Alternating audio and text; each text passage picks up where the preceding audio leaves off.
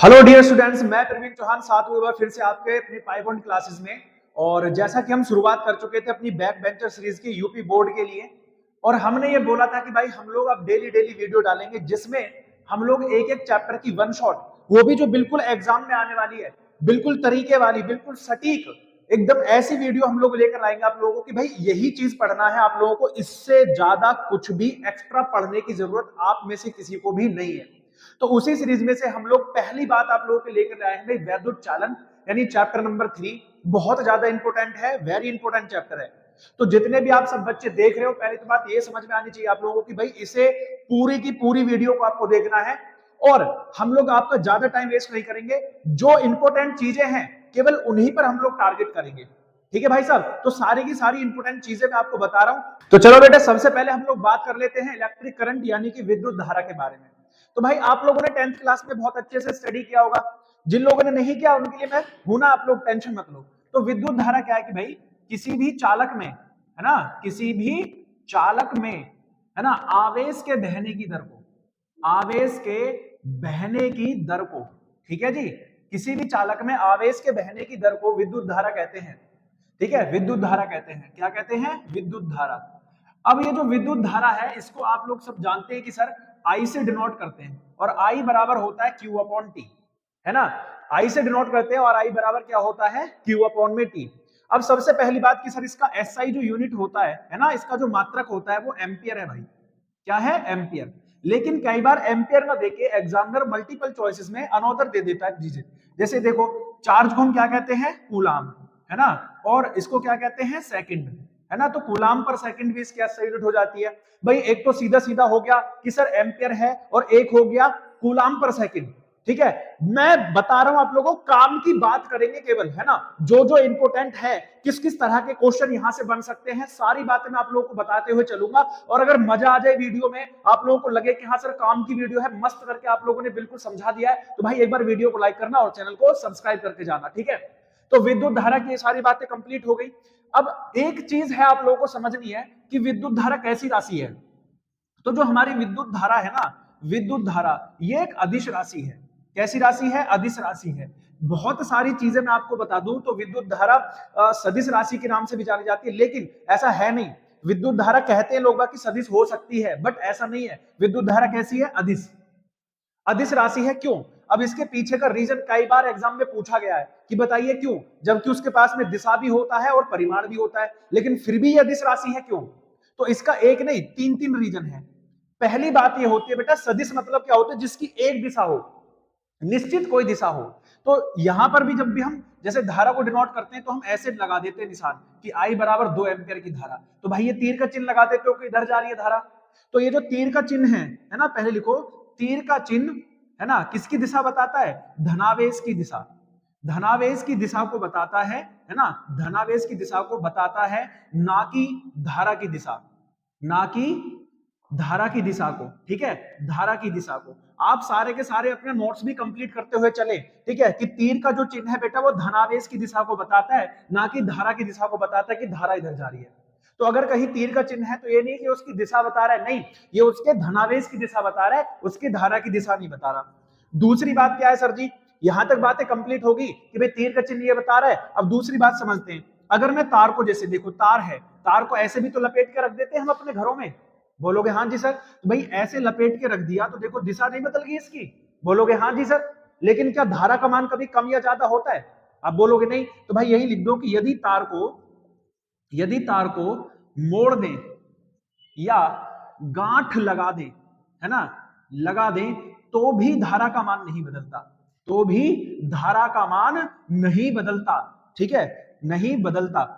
जबकि क्या होना चाहिए था? अगर सदिश राशि होती तो ये बदल जाना चाहिए था, लेकिन ऐसा नहीं है क्योंकि ये सदिश राशि नहीं है।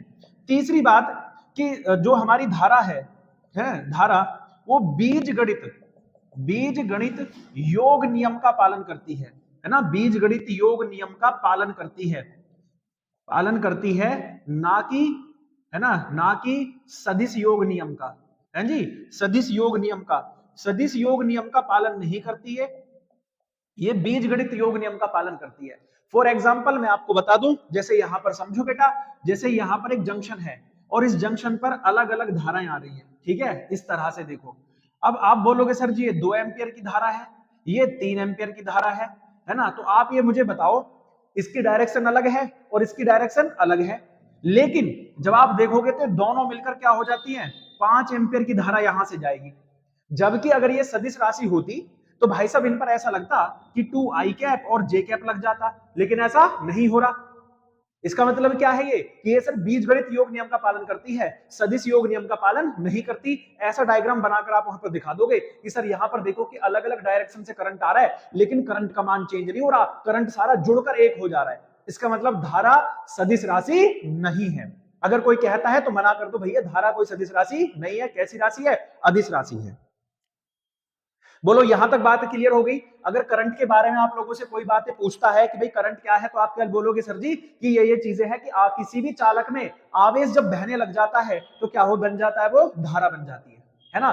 तो इस चैप्टर में हम लोग धारा के बारे में पढ़ेंगे। तो और धारा का जो फॉर्मूला है I बराबर Q/T होता है, कूलम पर सेकंड इसकी एक यूनिट है। कैसी? और दूसरी जो SI यूनिट है वो एम्पियर होती है। कैसी राशि है सर जी? अदिश राशि है। अदिश क्यों है? तो 3 रीजन बताने, ना कि एक। पहला कि तीर का जो चिन्ह है वो धारा की दिशा की नहीं बताता, वो धनावेश की दिशा बताता है। दूसरा, यदि तार को, हाँ लगाओ दिमाग, यदि तार को मोड़ दें या फिर गांठ लगा दें, ऐसे कहीं हमारा तार टूट जाता है तो 2 तारों को पकड़कर ऐसे मोड़ देते हैं, है ना, तो मोड़ दें या गांठ लगा दें तो भी धारा का मान नहीं बदलता। लेकिन अगर क्या होता, ये सदिश राशि होती तो धारा का मान बदलता। तीसरी बात कि बीजगणित योग नियम का पालन करती है, सदिश योग नियम का पालन नहीं करती। बोलो सही बात समझ में आ गई? धारा को लेकर अगर कोई भी डाउट रह जाता है तो फटाफट से कमेंट कर देना, उसका भी मैं आपको आंसर दे दूंगा, ठीक है। कोई बात नहीं होनी चाहिए आपके दिमाग में, कोई भी ऐसी चीज नहीं चलनी चाहिए नेगेटिव में। सारी चीजें एक एक बेहतरीन तरीके से समझाऊंगा मैं आप लोगों को, ठीक है। अच्छा एक और बात बताओ, यहां पर लिखा हुआ है चालक। भाई देखो, कोई भी चालक हो या अचालक हो, एक बात समझो आप ध्यान से, चालक हो या अचालक हो, सारे के सारे पदार्थ किससे मिलकर बने? परमाणुओं से, है ना, परमाणुओं से मिलकर बने हैं। तो ये बात क्यों है कि सर धारा जो है चालकों में ही बहती है, अचालकों में धारा क्यों नहीं बहती? ये भी तो हो सकता है कि भाई धारा चालकों में ही क्यों बहती है, अचालकों में क्यों नहीं बहती? अचालक जैसे कौन कौन से हो गए? रबड़, प्लास्टिक, कागज, ये सब क्या है? अचालक है। तो धारा अचालकों में क्यों नहीं बहती, जबकि चालकों में तो बहती है? जैसे कि आयरन हो गया, एल्युमिनियम हो गया, कॉपर हो गया, इन सब में तो बहती है, अचालकों में क्यों नहीं बहती? तो आप बता दोगे क्योंकि सर अचालकों में, है ना, पूछा जा सकता है, अचालकों में मुक्त इलेक्ट्रॉन नहीं होते, है ना, अचालकों में मुक्त इलेक्ट्रॉन नहीं होते, समझ गए? अचालकों में मुक्त इलेक्ट्रॉन नहीं होते, इसीलिए उनमें क्या है, धारा नहीं बहती। जबकि चालकों में क्या होते हैं सर जी? चालकों में मुक्त इलेक्ट्रॉन होते हैं, है ना, मुक्त इलेक्ट्रॉन। चालकों के पास में मुक्त इलेक्ट्रॉन होते हैं इसलिए धारा बहती है, और अचालकों में मुक्त इलेक्ट्रॉन नहीं होते इसलिए धारा नहीं बहती। सारी बातें क्लियर हो गई? बोलो जल्दी से, है ना। इसको लेकर, करंट को लेकर कोई डाउट नहीं? चलो अब इस करंट को लेकर जब इसमें मुक्त इलेक्ट्रॉन गति कर रहे हैं तो इन मुक्त इलेक्ट्रॉनों को लेकर भाई साहब कुछ छोटी छोटी बातें आप लोगों के साथ शेयर करनी है, तो फटाफट से वो हेडिंग डाल लेंगे आप लोग। पहली बात है कि भैया जो माध्यमुक्त पथ होता है इलेक्ट्रॉन का, फिर शांति काल होता है, फिर अपवाह वेग होता है, और फिर गतिशीलता होती है। ये 3-4 छोटी छोटी चीजें जो कि बोर्ड में सीधी सीधी पूछी गई हैं, वेरी इंपॉर्टेंट हैं, ठीक है, कोई एक एक नंबर में आ सकती है, तो इसलिए इन सारी चीजों को पढ़ना है आप लोगों को, ठीक है। जो जो मैं इस वीडियो में बता रहा हूं मस्ट है। तो पहला हेडिंग होगा हमारा माध्य मुक्त पथ, इलेक्ट्रॉन का माध्य मुक्त पथ, ठीक है। चलो जैसा कि मैं आपको बता रहा था कि भाई इलेक्ट्रॉन का माध्य मुक्त पथ, इलेक्ट्रॉन का श्रांति काल, इलेक्ट्रॉन का अपवाह वेग और गतिशीलता, ये 4 चीजें मैंने आपको बताई थी, जिनमें से पहली चीज मैं आपको बता रहा हूं इलेक्ट्रॉन का माध्य मुक्त पथ। देखो रटना किसी चीज को नहीं है, समझना है, बिल्कुल तरीके से समझोगे आप लोग। जैसे ये मान लो कोई चालक है, कोई कंडक्टर है, और इसमें ढेर सारे इलेक्ट्रॉन्स हैं। क्या है भाई साहब? इसमें ढेर सारे इलेक्ट्रॉन्स। तो ये इलेक्ट्रॉन्स आपस में क्या करते हैं? ऐसे हिट करते रहते हैं एक दूसरे को, है ना, टकराते रहते हैं। तो इलेक्ट्रॉन जैसे देखो, ये इलेक्ट्रॉन था, ये जनाब पहले यहां गया, फिर यहां जाने के बाद यहां आया। तो कोई भी 2 टक्कर ले लो, है ना, तो 2 लगातार टक्करों में, है ना, 2 लगातार टक्करों में इलेक्ट्रॉन द्वारा चली गई दूरी, है ना, चली गई दूरी, ठीक है, माध्य मुक्त पथ कहलाती है, माध्य मुक्त पथ कहलाती है। किसका? ठीक है, इलेक्ट्रॉन का, है ना। कोई दिक्कत नहीं है भाई साहब, एक दिन दिमाग में डाल देंगे हर एक चीज को, ठीक है। तो ये हो गया इलेक्ट्रॉन का माध्य मुक्त पथ, और इसे हम डिनोट करते हैं, ठीक है, यू से, यू बार से, ठीक है, यू बार। ठीक है, तो यू बार से इसे डिनोट कर देते हैं हम लोग। अब दूरी है तो मात्रक क्या होगा इसका भाई साहब आप सब जानते हो, फटाफट से लिख लेना।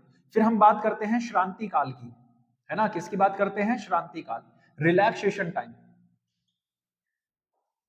ठीक है, रिलैक्सेशन टाइम यानी कि श्रांति काल क्या होता है भाई, देखो जब ये दो लगातार टक्करें चल रहा था तो इन टक्करों को चलने में कोई समय भी तो लिया गया होगा। आप बोलोगे हाँ जी सर, तो बस लिख दो, दो लगातार टक्करों को, है ना, दो लगातार टक्करों को, ठीक है, चलने में लिया गया समय, चलने में लिया गया समय, ठीक है जी, दो लगातार टक्करों को चलने में लिया गया समय ही क्या है, आपका श्रांति काल है।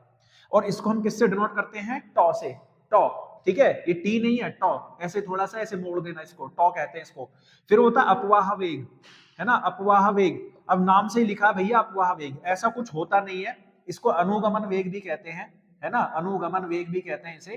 तो सारे बच्चों को एकदम चीजें क्लियर होनी चाहिए आप लोगों को, ठीक है। अनुगमन वेग बोले या अपवाह वेग बोले, एक ही बात समझनी है। देखो होता क्या है, ये कह रहा है कि सर जब किसी चालक में, जब किसी चालक में इलेक्ट्रॉन गति करते हैं, है ना, इलेक्ट्रॉन गति करते हैं, तो जिस वेग से गति कर रहे हैं, है ना, जिस वेग से गति कर रहे हैं, गति कर रहे हैं, उस वेग को, है जी, उस वेग को हम क्या कहते हैं, अपवाह वेग कहते हैं, अपवाह वेग। और इसे हम डिनोट करते हैं वीडी से, किससे डिनोट करते हैं बेटा, वीडी, तो इसे अपवाह वेग वीडी कहते हैं। तीसरी बात हमने ये क्लियर कर ली। चौथी होती है गतिशीलता, है ना जी, गतिशीलता, तो गतिशीलता को डिनोट करते हैं म्यू से, और म्यू बराबर होता है ई अपॉन वीडी, है ना, सॉरी उल्टा लिख दिया, वीडी अपॉन ई। तो भाई ई क्या है, इलेक्ट्रिक फील्ड होता है, आप लोग पढ़ते आ रहे हो उस चीज को, ई इलेक्ट्रिक फील्ड यानी वैद्युत क्षेत्र है, और वीडी क्या है, अनुगमन वेग, यानी एकांक वैद्युत क्षेत्र में, है ना, एकांक वैद्युत क्षेत्र में। मैंने डेफिनेशन बिल्कुल याद करनी बताई है, फिर से बता रहा हूं, किसी भी चीज की अगर ऐसे फॉर्मूला दिया हो और आपको उसकी डेफिनेशन बनानी है, बैक बेंचर्स याद कर लो, आगे भी बताओगे, ठीक है, कि भाई अगर आपको क्या दिया हुआ है, फॉर्मूला दिया है, तो नीचे वाली चीज को एकांक फिजिक्स में एक बना दो, और एक को फिजिक्स में कहते हैं एकांक। तो एकांक वैद्युत क्षेत्र में, है ना, एकांक वैद्युत क्षेत्र में इलेक्ट्रॉन जिस वेग से गति करता है, जिस वेग से गति करता है, ठीक है, उसे ही हम लोग क्या कहते हैं, उसे ही हम लोग क्या कहते हैं, गतिशीलता, है ना, गतिशीलता कहते हैं। अब इसका एक काम मैं आपको दे रहा हूं, इसका मात्रक मुझे बता दो, ठीक है, इसका मात्रक आप मुझे बताओगे कमेंट में, ठीक है, कि इसका मात्रक क्या होता है गतिशीलता का। अनुगमन वेग है, वेग तो कोई भी हो वेग ही रहता है, और इसका मात्रक न्यूटन बटे कूलाम होता है। वेग का मात्रक मीटर बटे सेकंड होता है, इसका न्यूटन पर कूलाम होता है। तो फटाफट से इसका मात्रक बताना गतिशीलता का क्या निकल कर आएगा, ठीक है, कई बार पूछा गया है, इसीलिए आप लोग मुझे कमेंट करेंगे और मैं अपने कमेंट बॉक्स में फिर उसको पिन कर दूंगा कि भाई ये इसका बेस्ट आंसर है, ठीक है। तो टेंशन मत लो, ये चारों चीजें आप लोग एकदम तरीके से रट लो, खा जाओ, बहुत इंपॉर्टेंट है भाई, सीधा सीधा डायरेक्ट भी पूछ लिया जाता है इनसे क्वेश्चन, ठीक है। तो कोई दिक्कत वाली बात नहीं है, एक एक चीज आप लोगों के दिमाग में डालेंगे, ये मैंने पहले ही कहा है, हर एक चीज का सवाल आप लोगों को देकर जाएंगे कि यहाँ से ये चीजें पढ़ लो, हर एक चीज वो ऐसी बताऊंगा मैं आपको, ठीक है। चलो ये लिख लो। अब छोटे मोटे रिलेशंस हैं, जैसे कि अनुगमन वेग और धारा में संबंध बता दो, ये छोटे छोटे रिलेशंस यहाँ पर पूछे जाते हैं, मोस्ट इंपोर्टेंट चीजें, है ना, तो इनको हम कवर कर ले रहे हैं फटाफट से, जल्दी जल्दी जल्दी जल्दी, है ना। और एक एक चीज ऐसे भी नहीं इतनी जल्दी कि आपको समझ में ही ना आए, एक एक बात का जवाब आपको मिलना चाहिए कि सर ये ऐसे करके आना है, ये ऐसे करके आना है बोर्ड में। टेंशन मत लो, जो मैं लिख रहा हूं वैसे ही लिख कर आना है आपको, बोर्ड में पक्के नंबर मिलेंगे, टेंशन मत लो, ठीक है। न्यूमेरिकल्स कैसे बन सकते हैं यहाँ से, वो भी मैं इनको बीच में लास्ट में कराऊंगा कि किस किस तरह के न्यूमेरिकल आप लोग कर सकते हो यहाँ से, कैसे कैसे इंपॉर्टेंट न्यूमेरिकल यहाँ से आ सकते हैं। तो फटाफट यहाँ से सारी चीज आपको इस वीडियो में मिल जाएगी, ठीक है। चलो अगले टॉपिक की तरफ चलते हैं कि अनुगमन वेग और विद्युत धारा में संबंध। एक और इंपोर्टेंट ये आपका क्या है, मतलब डेरिवेशन है छोटा सा, कई बार बोर्ड में पूछा गया, तो इसको सारे के सारे बच्चे समझेंगे, ठीक है। कई बार इसकी प्रैक्टिस भी कर लेना आप लोग अपनी बुक में, तो मस्ट है ये। क्या कह रहा, अपवाह वेग, अच्छा दोनों चीज यही लिख दी भाई, वाह, अपवाह वेग और विद्युत धारा में, है ना, अपवाह वेग और विद्युत धारा में संबंध।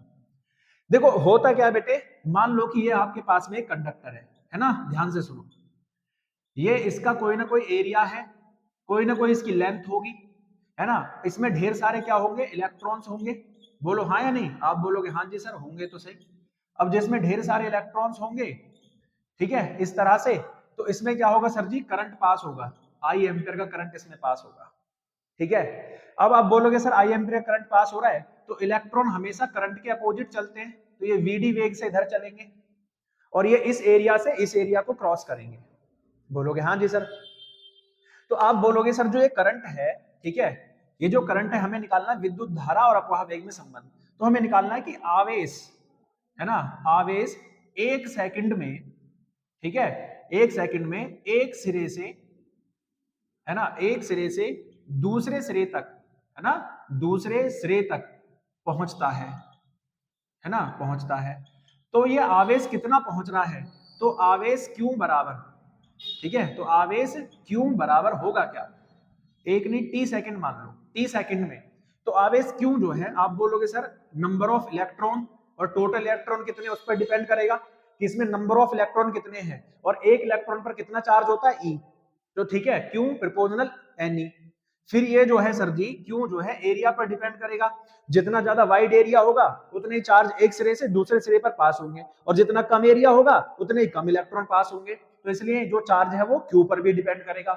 तीसरी बात सर, ये जो है वेलोसिटी पर डिपेंड करेगा, ठीक है, जितनी ज्यादा अनुगमन वेग होगा उतने ही ज्यादा इलेक्ट्रॉन पास होंगे एरिया से, ठीक है। तो आप बोलोगे सर जो क्यू है टोटल वो हो जाएगा N E A V D. अब अगर क्यू का मान हटाते हैं तो आप बोलोगे N E A V D, यही चीज जो है टोटल आवेश इस पर आ जाएगा, भाई इतना चार्ज जो है यहां से फ्लो करता है। और टाइम भी तो है, किस पर डिपेंड कर रहा है, टाइम पर, टी टाइम ले रहा था ना ये, तो इस तरह से डिपेंड कर रहा है। अब हमें पता है कि सर धारा जो होती है, धारा आई बराबर क्या होती है, क्यू अपॉन टी। तो आप बोलोगे सर जी क्यू का मान रख लो N E A V D into T upon में टी। आप बोलोगे टी से टी कैंसिल हो गया, तो आई बराबर N E A V D. तो ये रिलेशन निकल कर आता है इसमें कि आई जो है प्रोपोर्शनल है वी डी के, यानी कि जितना ज्यादा अनुगमन वेग होगा धारा का मान भी उतना ही ज्यादा होगा। तो ये इन दोनों में संबंध निकल कर आ जाता है, ठीक है। इसको संबंध को याद रखना है, N E A V D must important है। यहीं पर एक छोटी सी चीज और मैं आपको बता देता हूं, है ना, बहुत ज्यादा बार पूछी जाती है। आप बोलोगे धारा घनत्व, है ना, धारा घनत्व, करंट डेंसिटी, है ना, धारा घनत्व होता है बेटा J बराबर I अपॉन में A। देखो फॉर्मूला से ही आप लोग समझ जाओगे, मात्रक भी आप बता दोगे, भाई इसका मात्रक होता है एम्पियर, धारा का मात्रक एम्पियर और इसका मात्रक मीटर स्क्वायर, तो ये हो गया एम्पियर बटे मीटर स्क्वायर इसका मात्रक, है ना, कोई दिक्कत नहीं है। एसआई मात्रक जो है एम्पियर बटे मीटर स्क्वायर होता है। अब यहीं पर आप लोग बता दो A4 क्या होता है, एरिया, और I4 क्या होता है, करंट। तो किसी भी चालक के, है ना, मैंने बताया था ना क्या काम करना है, डेफिनेशन खुद बनानी सीखो फॉर्मूले से। किसी भी चालक के, है ना, एकांक, है ना, नीचे वाले को एकांक बनाते हैं, एकांक क्षेत्रफल से गुजरने वाली धारा या प्रवाहित होने वाली धारा के मान को, है ना, एकांक क्षेत्रफल से धारा के मान को क्या कहते हैं भैया, हम लोग धारा घनत्व कहते हैं। क्या कहते हैं बेटा, धारा घनत्व कहते हैं। बस ऐसे ही कर लोगे तो मजा आ जाएगा आप लोगों का। भाई किसी भी चालक के एकांक क्षेत्रफल से गुजरने वाली धारा को हम क्या कहते हैं, धारा घनत्व जे कहते हैं, और जे बराबर आई अपॉन ए एम्पियर बटे मीटर स्क्वायर होता है। बस काम खत्म, है ना। ठोको लाइक अब जल्दी फटाफट से। अगर मजा आ रहा हो कि आपको लग रहा हो कि हाँ सर बेहतर चीज दे रहे हो आप लोग, एकदम मजा आ रहा है चीजें करने में, कोई दिक्कत ही नहीं चल रही, कहीं पर कोई समस्या नहीं आ रही है, तो भाई एक बार फटाफट से लाइक ठोको और वीडियो को लाइक करके जाओ, है ना। ऐसा पढ़ा दूंगा कि आप लोग कहोगे कि सर हम मजा आ गया, जो जो आपने बोले थे, जो जो चीज आप लोगों ने बोली थी एकदम तरीके से समझ में आ गई और यही बोर्ड में आएंगे। ठीक है भाई, तो कर लो फटाफट से आप इसको, है ना, एकदम तरीके से तैयार कर लो इस चीज को, है ना। धारा घनत्व हो गया, अनुगमन वेग और इसमें संबंध हो गया। अच्छा एक छोटा सा संबंध और पूछा जाता है कि भाई धारा घनत्व, है ना, यही लिख देते हैं, समझो एक छोटा सा रिलेशन और है कि धारा घनत्व और अनुगमन वेग, है जी, अनुगमन वेग जो हमारा वीडी होता है इनमें संबंध होता है भैया, धारा घनत्व और अनुगमन वेग में संबंध। तो धारा घनत्व होता है J बराबर I अपॉन में वीडी। अब I का मान है एन ई ए वीडी, सॉरी वीडी नहीं ए, तो ए से ए कैंसिल कर दो, तो J is N E V D. ठीक है जी, तो ये भी एक संबंध आ जाता है निकलकर कि J भी किस पर डिपेंड करता है, VD पर। VD बढ़ेगा तो J का मान भी बढ़ जाएगा। तो ये भी आप लोगों के लिए संबंध है, एक इंपोर्टेंट कर लेना इसको भी, ठीक है। कुछ भी संबंध पूछा जाए आप लोग फाड़ के आओगे पेपर, है ना, इतनी मैं चीजें आपको बता रहा हूँ, एक एक चीजें आपको समझ में आएंगी, कह दोगे कि हाँ सर मजा आ गया चीजें, ठीक है, कोई दिक्कत नहीं है। अब थोड़ी सी आगे बढ़ते हैं भाई साहब, है ना, तो ओम के नियम पर हम चले जाते हैं। फिर उससे पहले हम लोग पढ़ेंगे प्रतिरोध क्या होता है, है ना। ये छोटी छोटी बातें हम कवर करते हुए इसको खत्म कर देंगे बहुत जल्दी चैप्टर को, ठीक है। चलो स्टूडेंट्स, जैसा कि हम लोग बात कर रहे थे वैद्युत प्रतिरोध को लेकर, तो वैद्युत प्रतिरोध क्या होता है, देखो भाई, देखो ये कंडक्टर है ना, और इस कंडक्टर में क्या है, इलेक्ट्रॉन चल रहे हैं, मान लो इधर चल रहे हैं इलेक्ट्रॉन। तो इस कंडक्टर में ना खुद की एक प्रॉपर्टी होती है, खुद का एक गुण होता है कि भाई ये ना इन कंडक्टर को, ये जो इलेक्ट्रॉन चल रहे हैं इनको चलने नहीं देता, इनको रोकता है, इनके फ्लो होने को रोकता है, ठीक है। तो वैद्युत प्रतिरोध है किसी भी चालक का, किसी भी किसका, चालक का वह गुण, है जी, किसी भी चालक का वह गुण जो उसमें बहने वाली धारा का, उसमें बहने वाली धारा का, ठीक है, विरोध करता है। क्या करता है, विरोध करता है। किसी भी चालक का वह गुण जो उसमें बहने वाली धारा का विरोध करता है, वैद्युत प्रतिरोध कहलाता है। हैं जी, क्या कहलाता है, वैद्युत प्रतिरोध कहलाता है, ठीक है। अब ध्यान से सुन लेना, किसी भी चालक का वह गुण जो उसमें बहने वाली धारा का विरोध करता है, क्या कहलाता है, विद्युत प्रतिरोध। और इसे हम आर से डिनोट करते हैं। किससे डिनोट करते हैं, आर से। इसका मात्रक होता है, सबको पता होगा, बच्चा बच्चा जानता है, इसका मात्रक होता है ओम, ठीक है जी, ओम, है ना, सबको पता होगा। अब इसी पर आधारित एक और चीज समझ लेते हैं, विद्युत चालकता। है जी, विद्युत चालकता क्या होती है। तो बस कुछ नहीं करना मेरे बच्चे, कुछ भी रटने की जरूरत तो है ही नहीं, है ना। आप बोलोगे सर जी विद्युत प्रतिरोध के, है ना, विद्युत प्रतिरोध के व्युत्क्रम को, है जी, व्युत्क्रम को, जो भी इनका उल्टा होता है ना, उल्टा कर दो बस इसे, तो विद्युत प्रतिरोध के व्युत्क्रम को क्या कहते हैं, विद्युत चालकता कहते हैं। हाँ जी, क्या कहते हैं, विद्युत चालकता। तो आप इसे ऐसे लिख लो कि विद्युत चालकता बराबर होता है 1/r। इसका जो मात्रक है ना, वो इंपॉर्टेंट है भाई साहब। इसका जो मात्रक होता है ओम इनवर्स, है ना, ओम का इनवर्स हो गया एक, तो दूसरा होता है मो, मो, ठीक है, मो, और फिर होता है साइमन। ये 3-4 मात्रक होते हैं भाई इसके, आप याद कर लो ना हर चीज को, क्योंकि ये पूछे जाते हैं। ओम इनवर्स, मो या साइमन, ये 3 मात्रक हैं, तीनों में से कोई भी आपको दे सकता है, तो ये तीनों आपको याद होने चाहिए एकदम बेहतरीन तरीके से, है ना। विद्युत प्रतिरोध, चालक का वह गुण जो उसमें बहने वाली धारा का विरोध करता है। विद्युत चालकता क्या होती है, विद्युत प्रतिरोध के व्युत्क्रम को विद्युत चालकता कहते हैं। मात्रक ओम इनवर्स, मो या साइमन होता है, इंपोर्टेंट है, कोई भी पूछा जा सकता है। इसके अलावा आप लोगों को क्या काम करना है, विद्युत प्रतिरोध, विद्युत चालकता के अलावा आप लोगों को समझना है बेटा, ठीक है, ओम का नियम। अब सारे बच्चे जानते, वैसे तो मैं ज्यादा फालतू की बातें करने की जरूरत नहीं है, इसमें सबको पता होता है कि भाई ओम का नियम क्या कहता है, कि अगर किसी चालक की भौतिक अवस्थाएं ना बदले, भौतिक अवस्थाएं कैसे सर, सर उसकी लेंथ, उसका एरिया, उसका टेम्परेचर, उसका मास, ये सब उसकी भौतिक फिजिकल क्वांटिटीज होती हैं। तो अगर ये सारी चीजें ना बदले, तो विभव और धारा का अनुपात, है ना, विभव और धारा का अनुपात एक नियतांक होता है ना। समझ लेंगे इसको, बस मैं लिखवाऊंगा नहीं क्योंकि आने वाला है नहीं, पूछा जाता है नहीं, तो बस इसको समझें कि विभव और धारा का अनुपात क्या होता है, एक नियतांक। कब, जब उसकी भौतिक अवस्थाओं में कोई परिवर्तन ना हो। लेकिन आपने देखा होगा, जर्नली आप देखते हो, जैसे अपना मोबाइल चार्जिंग पर लगाते हो, तो क्या मोबाइल गर्म नहीं होता, बोलोगे हाँ जी सर गर्म हो जाता है। तो जब मोबाइल गर्म हो रहा है तो उसका टेम्परेचर बदल गया कि नहीं, बोलोगे हाँ जी सर बदल गया। तो ऐसी ही चीजें, ये भौतिक अवस्थाएं हैं, तो ये सब बदलनी नहीं चाहिए, है ना, कि ये सारी चीजें बदलनी नहीं चाहिए। तो अगर किसी चालक की भौतिक अवस्थाएं ना बदलें, तब विभव और धारा का अनुपात क्या होता है, एक नियतांक हो जाता है। बातें समझ में आ गई कि विभव और धारा का अनुपात क्या होता है, एक नियतांक, ठीक है, ध्यान से समझ लेना इस चीज को। तो चलो यहां तक की बात हमें समझ में आ गई। अब चूंकि मैं आपको पढ़ा इसलिए रहा हूं इसको, क्योंकि इंपोर्टेंट इसलिए है, क्योंकि अनुगमन वेग के आधार पर ओम के नियम की उत्पत्ति कई बार बोर्ड में पूछी गई है, तो इसको हम कराएंगे। एक छोटा सा डेरिवेशन है, अनुगमन वेग के आधार पर ओम के नियम की उत्पत्ति, तो फटाफट से इसको कवर कर लेते हैं हम लोग। ओके डियर स्टूडेंट्स, हम लोग कवर करने वाले हैं अनुगमन वेग के आधार पर ओम के नियम की उत्पत्ति। बहुत सिंपल है, बहुत आराम से आपको समझना है भाई। तो सबसे पहले ओम का नियम तो हमें यह पता होना चाहिए, अपने दिमाग में डाल लो कि ओम के नियम से हम लोग जानते हैं कि V/I का जो अनुपात है वो एक नियतांक होता है ना। और करना किसके आधार पर है, अनुगमन वेग के आधार पर। तब ठीक है, धारा की परिभाषा से, कौन सी धारा की बात कर रहे हैं हम लोग, विद्युत धारा। तो आप बोलोगे सर I बराबर होता है NEAVD, है ना, क्या होता है, NEAVD, ये इसका फॉर्मूला होता है। अब एक बात ध्यान से सुनो आप सभी बच्चे मेरी, ठीक है, सारे के सारे बच्चे ध्यान से सुनना भाई। हमने मान लिया कि माना किसी चालक में, है ना, किसी चालक में, है ना, कोई इलेक्ट्रॉन जिस पर E वैद्युत क्षेत्र, है ना, E वैद्युत क्षेत्र कार्य कर रहा है, ठीक है, कार्य कर रहा है। तो आप बोलोगे तब उस पर लगने वाला बल, उस पर लगने वाला बल, है ना, बहुत सिंपल, उस पर लगने वाला बल। तो आप बोलोगे सर F बराबर होता है Q इंटू ई, लेकिन Q तो Q नहीं है, क्या है, इलेक्ट्रॉन है, तो F बराबर E इंटू ई, है ना। अब हमें पता है कि भाई जो चालक है, चालक की लंबाई जो है, चालक की लंबाई कितनी है L, तथा विभव जो है उस पर वो है V, तब जो है हमारा इलेक्ट्रिक फील्ड E बराबर हो जाएगा V अपॉन L, है ना। अगर चालक की लंबाई L है और उस पर विभव V है तो वैद्युत क्षेत्र हो जाएगा E बराबर V अपॉन में L। ये वैल्यू उठा के रख दो समीकरण नंबर 1 में, तब F बराबर हो गया भाई साहब E V अपॉन में L, है ना। इतनी बात समझ में आ गई। अब हम जानते हैं कि F बराबर क्या होता है M में, F की वैल्यू रख दो EV अपॉन में L is equals to M into A, तो M इधर आएगा तो आप बोलोगे सर EV अपॉन में ML is equals to A। ये आ गया भाई साहब एसिलरेशन ऑफ इलेक्ट्रॉन, यानी इलेक्ट्रॉन का त्वरण, इस त्वरण से इलेक्ट्रॉन क्या कर रहा है, उसमें गति कर रहा है।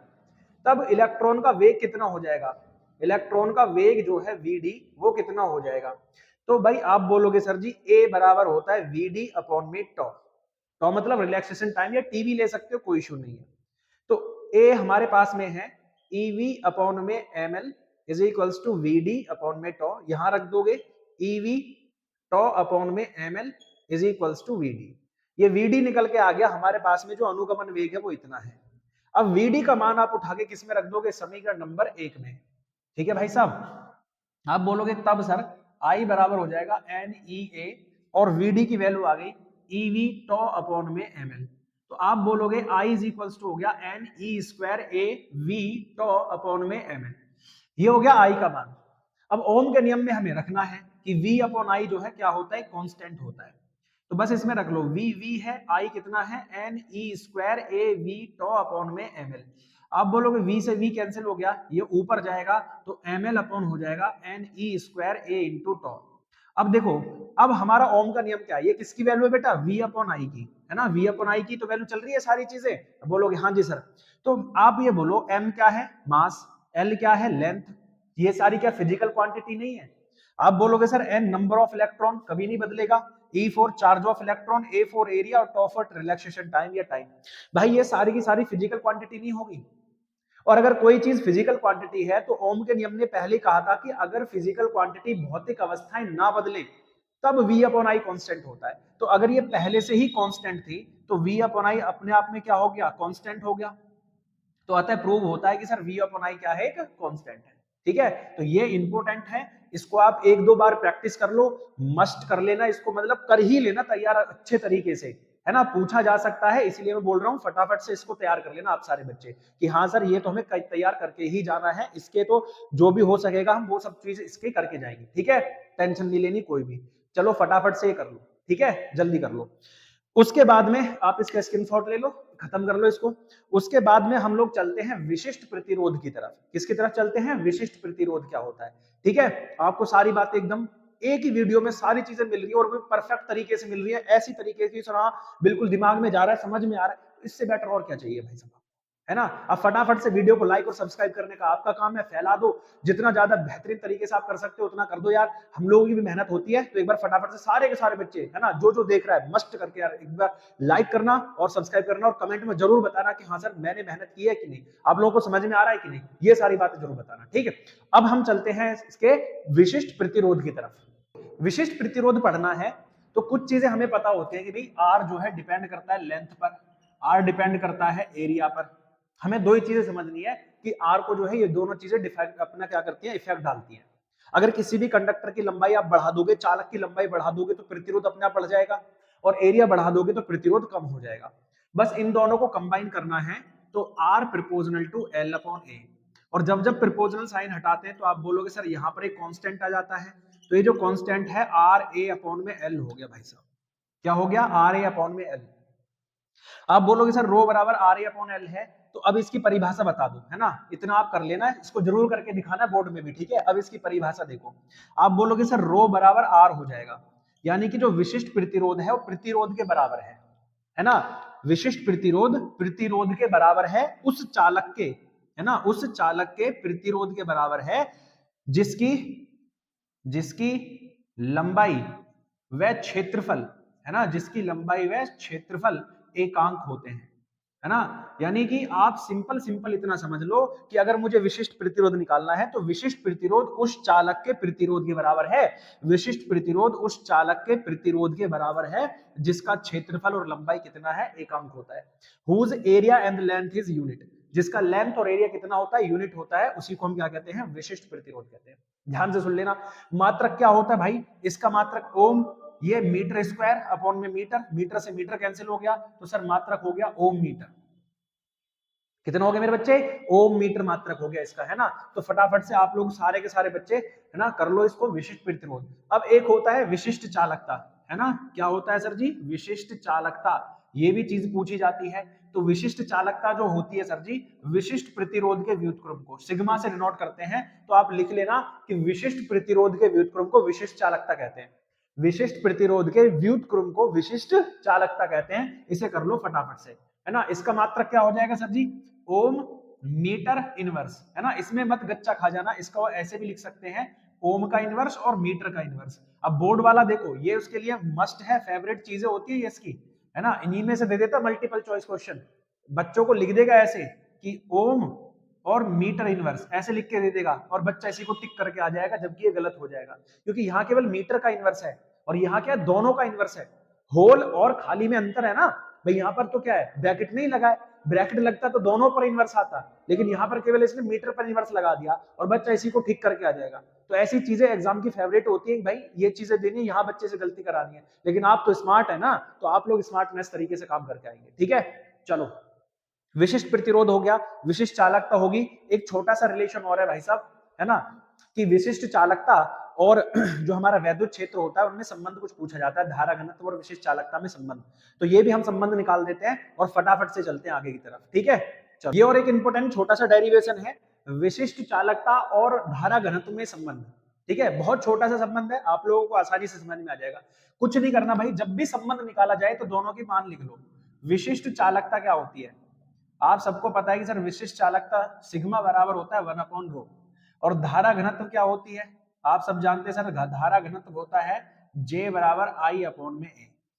अब हम लोग इसको लेते हैं इक्वेशन नंबर फर्स्ट को, है ना, समीकरण नंबर 1 को। रो बराबर हो गया 1/ρ, सिग्मा बराबर, सॉरी।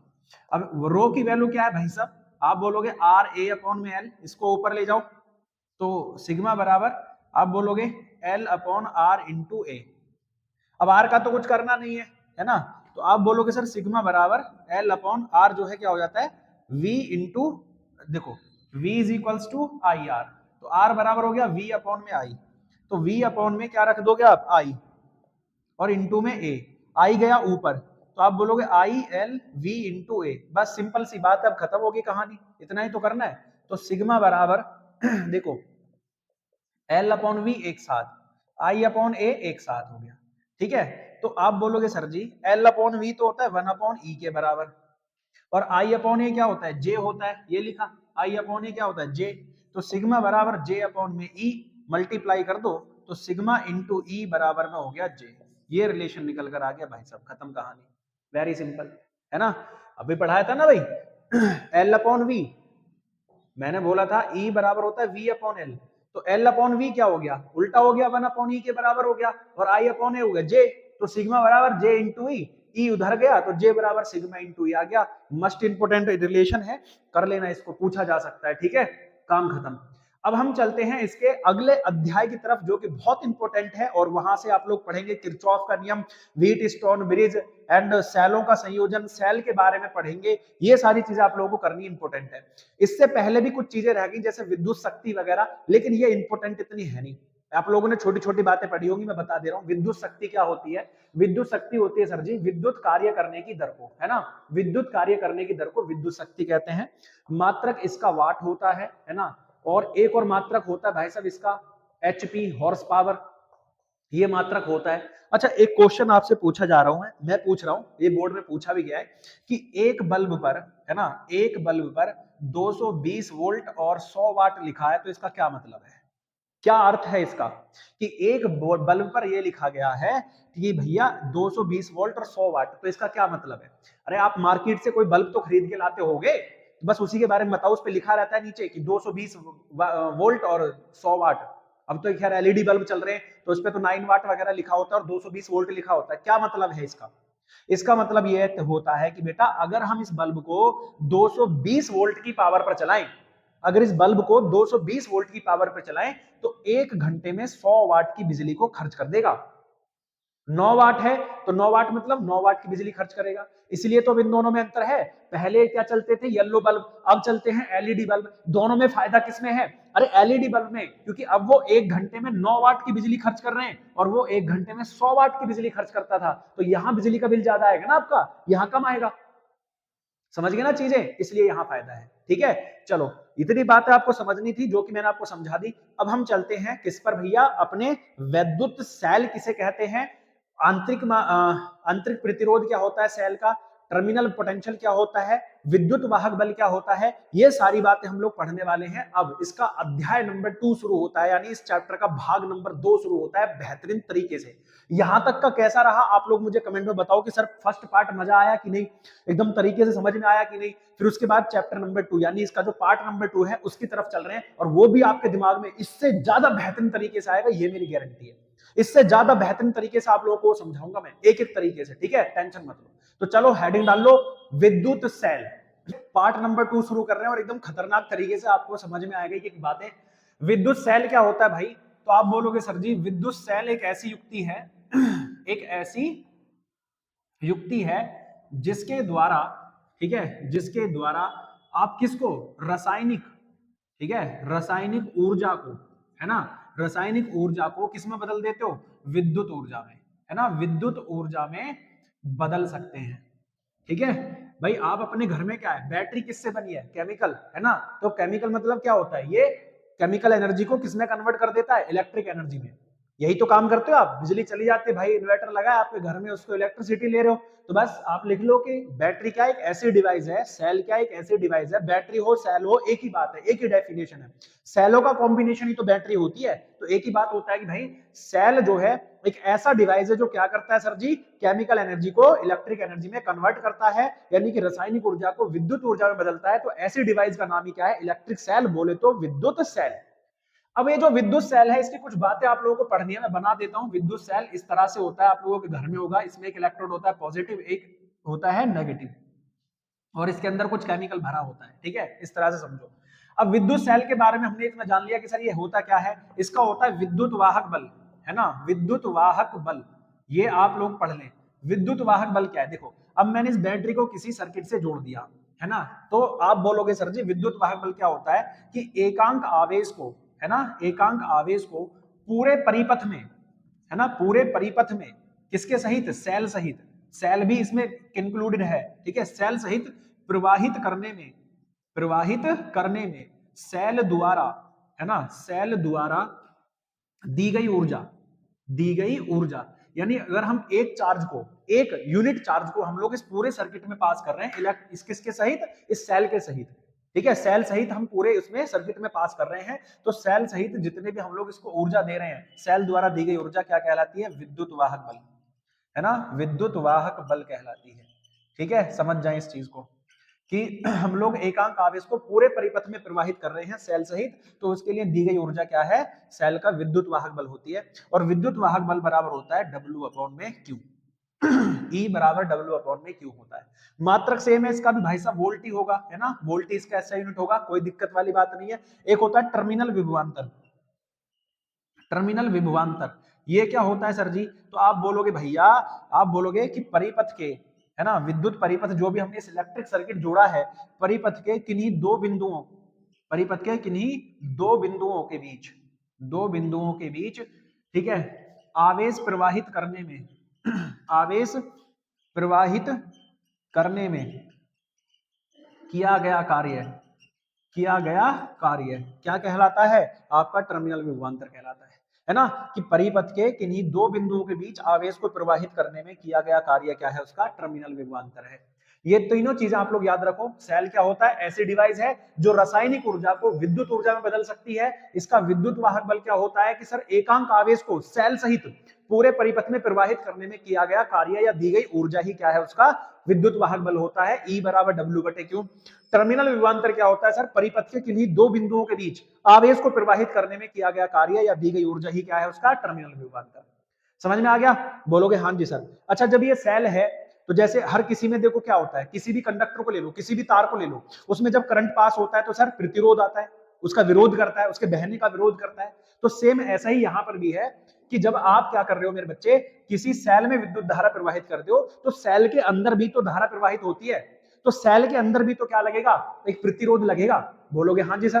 तो उसको हम कहते हैं सेल का आंतरिक प्रतिरोध। और इसी को हमें समझना है बहुत अच्छे से कि सेल का आंतरिक प्रतिरोध क्या होता है और कैसे काम कर रहा है। इन चीजों को समझते हैं बेहतरीन तरीके से। तो चलो डाल लो हेडिंग, सेल का आंतरिक प्रतिरोध। बड़ी सेल का आंतरिक प्रतिरोध के बारे में बात कर रहे थे और आपको समझ में भी आएगा। देखो मैंने बोला था कि भाई ये सेल होता है तो ये इसका एक प्लस होता है और ये इसका एक माइनस होता है ना। इसके अंदर क्या भरा है? घोल भरा है। क्या भरा हुआ है? घोल। तो भाई ये जो घोल है, जैसे आपने समझा कि ये जो घोल होता है इसको समझो, जैसे NaCl होता है, इसको आप चार्ज करोगे, हीट करोगे तो Na अलग हो जाएगा और Cl अलग हो गया। ठीक है, Na पर पॉजिटिव चार्ज है तो पॉजिटिव चार्ज किसकी तरफ जाएगा? कैथोड की, सॉरी एनोड की तरफ। ठीक है, और सॉरी मैं क्या बोल रहा हूँ, पॉजिटिव चार्ज कैथोड की तरफ जाएगा और नेगेटिव चार्ज एनोड की तरफ जाएगा, क्योंकि एनोड पर पॉजिटिव होता है और कैथोड पर नेगेटिव होता है। तो इस तरह से चार्ज आपस में ट्रेवल कर रहे हैं किसके अंदर भाई साहब? सेल के अंदर। और जब सेल के अंदर चार्ज ट्रेवल कर रहे हैं तो बेटा सेल के अंदर भी तो धारा बहेगी। बोलोगे हाँ जी सर। तो बस ये जो घोल है, अब एक बार बताओ, आप पानी में तेज चलोगे या फिर आप लोग नॉर्मल जैसे अभी हैं एयर में अब तेज चलोगे? अब बोलोगे सर जी अभी नॉर्मल खड़े तो अभी ज्यादा तेज दौड़ेंगे, पानी में गए तो कम तेज दौड़ पाएंगे। रीजन क्या है? क्योंकि पानी जो है गाढ़ा है, इस वजह से वो हम पर क्या लगेगा? रेजिस्टेंस लगाएगा। तो वैसे सेल के अंदर क्या भरा हुआ है? ये घोल। इस घोल को हम वैद्युत अपघट्य कहते हैं, है ना। इस घोल को हम वैद्युत अपघट्य कहते हैं। तो ये सेल का जो वैद्युत अपघट्य है, ये इन आवेशों को आराम से बहने देगा या इनको रोकेगा? तो आप बोलोगे सर रोकेगा। तो बस भैया इसी को सेल का आंतरिक प्रतिरोध कहते हैं। तो आप बोलोगे सर सेल का वैद्युत अपघट्य है ना, सेल का वैद्युत अपघट्य सेल के मार्ग में, ठीक है, सेल के मार्ग में एक अवरोध उत्पन्न करता है ना, एक अवरोध उत्पन्न करता है, उत्पन्न करता है। ठीक है, जिसे जिसे सेल का आंतरिक प्रतिरोध कहते हैं, आंतरिक प्रतिरोध कहते हैं। ठीक है, ध्यान से सुनो कि भाई सेल का जो वैद्युत अपघट्य है वो सेल के मार्ग में एक अवरोध उत्पन्न करता है। इस अवरोध का नाम क्या है? सेल का आंतरिक प्रतिरोध। और इस आंतरिक प्रतिरोध को स्मॉल r से प्रदर्शित करते हैं। ठीक है, स्मॉल r से प्रदर्शित करते हैं। अब ये सारी बातें क्लियर हो गई। ठीक है, अब ये जो सेल का आंतरिक प्रतिरोध है ये कुछ बातों पर निर्भर करता है। तो सेल के आंतरिक प्रतिरोध की, ठीक है, आंतरिक प्रतिरोध की निर्भरता कहां कहां ये निर्भर कर रहा है, इस बात को डिपेंड लिख लेते हैं हम लोग। देखो सेल का जो आंतरिक प्रतिरोध है वो प्लेटों के बीच की दूरी पर, प्लेटों की दूरी पर, कि प्लेटें कितनी दूर रखी हैं इस बात पर डिपेंड करता है। कैसे? अनुकिरमानुपाती। दूसरा, इनका जो एरिया है उसके व्युत्क्रमानुपाती होती है। ठीक है, व्युत्क्रमानुपाती, ये चीज होगी। तीसरी बात क्या है कि जो सेल का आंतरिक प्रतिरोध है वैद्युत अपघट्य पर, है ना, वैद्युत अपघट्य पर निर्भर करता है। वैद्युत अपघट्य आपका कैसा है? गाढ़ा है, मतलब सांद्रता, वैद्युत अपघट्य की सांद्रता पर, ऐसे लिख लो, सांद्रता पर, सांद्र है या तनु है, इन बातों पर निर्भर करता है। और चौथी बात है कि इलेक्ट्रोडों की प्रकृति पर, है ना, प्रकृति पर। इन सब बातों पर कौन निर्भर करता है? सेल का आंतरिक प्रतिरोध निर्भर करता है। ये आप लिखेंगे। ठीक है, कि भैया प्लेटों के बीच की दूरी कितनी है, व्युत्क्रमानुपाती है क्षेत्रफल के, वैद्युत अपघट्य की सांद्रता पर। अच्छा देखो, अगर ये ज्यादा सांद्र हो गया, ज्यादा गाढ़ा हो गया, आप अब एक और बात सोचो, है ना, कि आप शहद में तेज दौड़ोगे या पानी में? तो आप बोलोगे सर पानी में। क्यों? क्योंकि शहद अब ज्यादा सांद्र हो गया, गाढ़ा हो गया। तो वही अगर सांद्रता बढ़ेगी तो भैया प्रतिरोध भी बढ़ेगा, ज्यादा रेजिस्टेंस लगेगा। इलेक्ट्रॉनों कैसे लगे हुए हैं, है ना, कि एल्युमिनियम, कॉपर या किसके बने हुए हैं, इन चीजों पर भी डिपेंड करता है। तो ये सेल के आंतरिक प्रतिरोध को इतनी सारी चीजें प्रभावित करती हैं। तो ये आप लिख लेंगे इसको। ठीक है, अब एक छोटा सा रिलेशन आता है कि सर सेल का जो आंतरिक प्रतिरोध है ना, और उसका टर्मिनल विभवांतर है और उसका विद्युत वाहक बल है, इनमें एक संबंध निकाल दो। ठीक है, तो ये संबंध बहुत इंपॉर्टेंट है, कई बार पूछा गया है, तो करते हैं इस संबंध को। ठीक, मैंने बोला था ना कि एक बहुत इंपॉर्टेंट डेरिवेशन हम लोग कराने वाले हैं आप लोगों को, सेल का आंतरिक प्रतिरोध, टर्मिनल विभवांतर और विद्युत वाहक बल में संबंध। देखो टर्मिनल विभवांतर यानी आप आंतरिक प्रतिरोध तो आर ले लो, टर्मिनल विभवांतर वी ले लो और विद्युत वाहक बल ई, इन सब में हमको क्या करना है, एक रिलेशन ढूंढना है।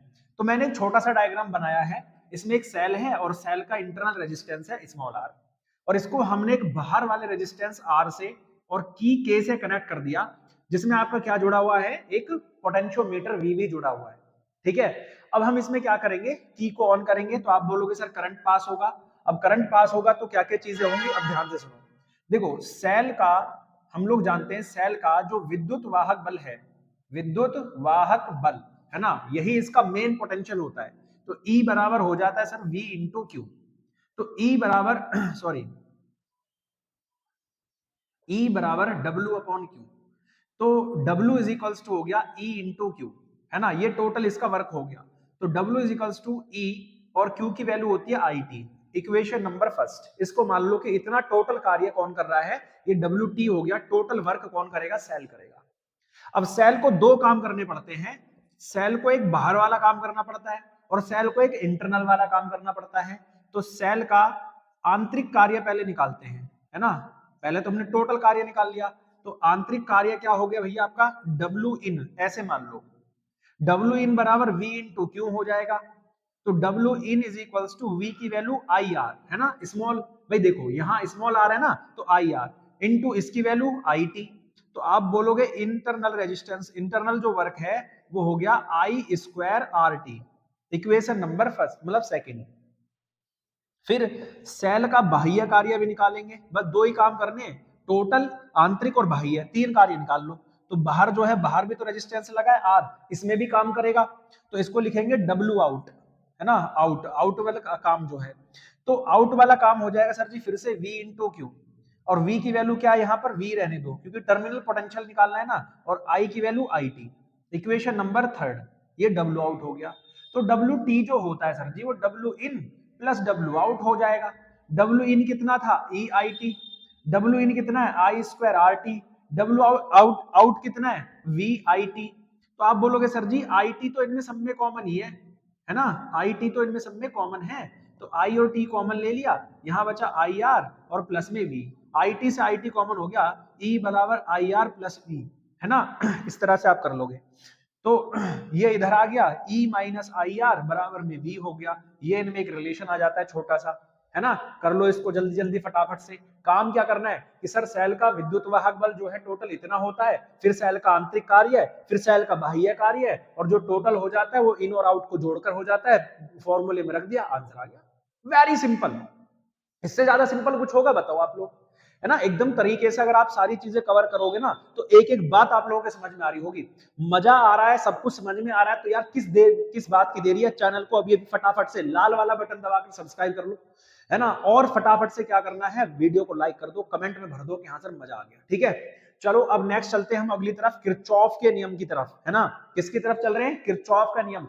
दोनों नियम बहुत इंपॉर्टेंट है, बहुत बार एग्जाम में अलग अलग तरीके से पूछे जाते हैं, अलग अलग तरीके से मैं बताऊंगा कैसे कैसे। आप पहले हेडिंग डाल लो कि किरचॉफ का पहला नियम एंड दूसरा नियम, दोनों नियम समझाएंगे अभी। ठीक है, चलो, जिसे हम धारा नियम भी कहते हैं, या यहीं पर आप डाल लो, इसे हम कहते हैं आवेश संरक्षण का नियम, है ना, बहुत इंपॉर्टेंट है भाई साहब, आवेश संरक्षण का नियम। ये इस तरह से पूछे जाते हैं, इस तरह से अलग अलग नामों से, कि कौन सा नियम आवेश संरक्षण का नियम है, तो आप बोलोगे किरचॉफ का पहला नियम आवेश संरक्षण का नियम होता है। समझ गए ना, ध्यान से सुनना इस चीज को। अब देखो क्या है ये, कि ये क्या स्टेट करता है, ये कह रहा है किसी भी संधि पर, किसी भी संधि पर आने वाली धारा, है ना, आने वाली धारा तथा जाने वाली धारा, है ना, किसी भी संधि पर आने वाली धारा तथा जाने वाली धारा का कुल योग, का कुल योग, ठीक है, शून्य होता है। कितना होता है, शून्य होता है। इसने ये कहा कि मान लो अगर किसी संधि पर कोई धारा आ रही है, इसको ऐसे समझो, मानो यहां पर ये संधि है, इस संधि पर अलग अलग हिसाब से धाराएं आ रही हैं और अलग अलग हिसाब से धाराएं जा रही हैं। ये धारा आ रही है जो कि मैंने I1, I2 और I3 से दिखाई है, और ये धारा जा रही है जो कि मैंने I4 और I5 से दिखाई है। तो ये जो धारा आ रही है और ये धाराएं जा रही है, तो इस संधि पर कितनी धारा रही? तो ये कहता है कि सर संधि पर चाहे 1000 धारा आ रही सही, लेकिन जहां एक ही धारा रही है तब भी आने और जाने वाली धारा का मान बराबर होगा, है ना। ये कह रहा है कि सर जी I1 plus I2 plus I3 minus I4 minus I5 बराबर में 0, या ऐसे लिखते हैं I1 plus I2 plus I3 बराबर I4 प्लस I5। देखो डेफिनेशन और तरीके से बन सकती है, लेकिन मैंने बहुत इजी डेफिनेशन बनाई आप लोगों के लिए। ऐसा भी कह सकते हैं डेफिनेशन में कि किसी भी संधि पर आने वाली धाराओं का बीजगणितीय योग और संधि से जाने वाली धाराओं का बीजगणितीय योग बराबर होता है। देखो आने वाली धाराओं का बीजगणितीय योग और जाने वाली धाराओं का बीजगणितीय योग क्या होता है? बराबर होता है। तो ऐसे भी कहा जा सकता है, लेकिन मैंने आपको बहुत सिंपल डेफिनेशन लिखवाई है जिसे आपके तरीके से दिमाग में चली जाए। और एक और बात समझ लो यहां पर कि आने वाली धाराओं को, है ना, जो संधि की तरफ आ रही है, आने वाली धारा धनात्मक चिन्ह से, है ना, धनात्मक चिन्ह से, और जाने वाली धारा जो यहां से जा रही है ना, जो यहां से पास होकर जा रही है, जाने वाली धाराओं को आप बोलोगे सर जी नेगेटिव चिन्ह से दिखाते हैं, है ना, नेगेटिव चिन्ह से प्रदर्शित करते हैं। ठीक है, प्रदर्शित करते हैं। ऐसा आपके सामने लिखा गया है कि आने वाली धाराओं को पॉजिटिव और जाने वाली धाराओं को नेगेटिव से दिखाते हैं। तो ये सारी बातें आपको समझनी है। ठीक है, किसी भी संधि पर आने वाली धारा संधि से जाने वाली धारा का कुल योग शून्य होता है। ठीक है, और आने वाली धाराओं को पॉजिटिव से और जाने वाली धाराओं को नेगेटिव से दिखाते हैं। ये सारी बातें इसमें आपको समझनी है। ठीक, ये हो गया धारा का नियम। और इसी को हम आवेश संरक्षण का नियम भी कहते हैं। इसे भूलना मत, अपने दिमाग में रखना, बिल्कुल भी नहीं भूलना चाहिए किसी भी बच्चे को। उसके बाद हम चलते हैं इसके दूसरे नियम की तरफ कि किरचॉफ का दूसरा नियम क्या कहता है। दूसरा नियम मोस्ट इंपोर्टेंट है एंड इसको याद रखना है। और आपको कुछ भी याद, देखो अभी तक कुछ भी ऐसा था जो याद रखने की जरूरत थी, सारा एक एक चीज मैंने आपके दिमाग में डाला है, तो इसे भी बिल्कुल आपके दिमाग में डालेंगे, है ना, एक एक चीज आपको रटाते हुए चलेंगे, तो टेंशन मत लो। तो आप फटाफट से हेडिंग डाल लो किरचॉफ का दूसरा नियम, है ना, second law of Kirchhoff. Students, जैसा कि मैं यहाँ पर लिखा है किरचॉफ का दूसरा नियम, जिसे हम बंद पास का नियम भी कहते हैं, या इसे ऊर्जा संरक्षण का नियम भी कहते हैं, है ना, ऊर्जा संरक्षण का नियम भी इसे हम लोग कहते हैं। ध्यान से सुन लेना, पहला वाला जो था आवेश संरक्षण का नियम था, और दूसरा वाला जो है सर वो ऊर्जा संरक्षण का नियम है। ठीक है, मस्ट इंपोर्टेंट है। अब ये क्या कहता है? तो ये कहता है कि किसी भी बंद परिपथ में, किसी भी बंद परिपथ में, ध्यान से सुनना, ठीक है, एकदम तरीके से आप लोगों के दिमाग में जाना चाहिए कि किसी भी बंद परिपथ में धारा और उसके संगत, धारा और उसके संगत प्रतिरोध का गुणनफल, प्रतिरोध का गुणनफल, है ना, डेफिनेशन लिखवा रहा हूं ताकि आप लोगों को एकदम तरीके से समझ में आए। फिर इसकी शॉर्ट डेफिनेशन भी लिखवाऊंगा। ठीक है, धारा और उसके संगत प्रतिरोध के गुणनफल का बीज गणितीय योग, बीज गणितीय योग, ठीक है, उस बंद पास में, उस बंद पास में उपस्थित, उस बंद पास में उपस्थित सेल के विद्युत वाहक बल, सेल के विद्युत वाहक बल के योग के बराबर होता है, के योग के बराबर होता है।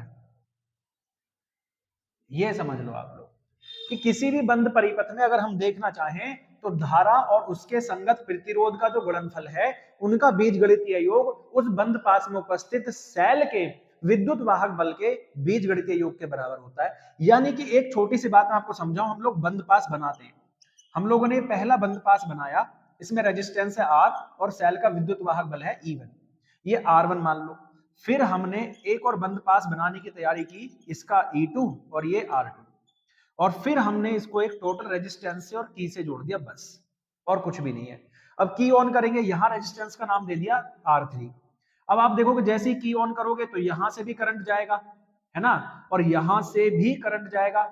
यहां से जो करंट है मान लो वो I1 जा रहा है, और यहां से जो करंट है सर वो I2 जा रहा है। अब ये करंट यहां से चलता चलता चलता यहां आएगा, और ये इधर से चलता चलता इधर आएगा, तो ये दोनों करंट मिल जाएंगे और फिर किस में जाएंगे? R3 में जाएंगे। तो यहां मैं इसको नाम दे देता हूं कि जब ये दोनों मिल गए ना, R3 जो कि किसके बराबर था? I1 प्लस I2 के बराबर था।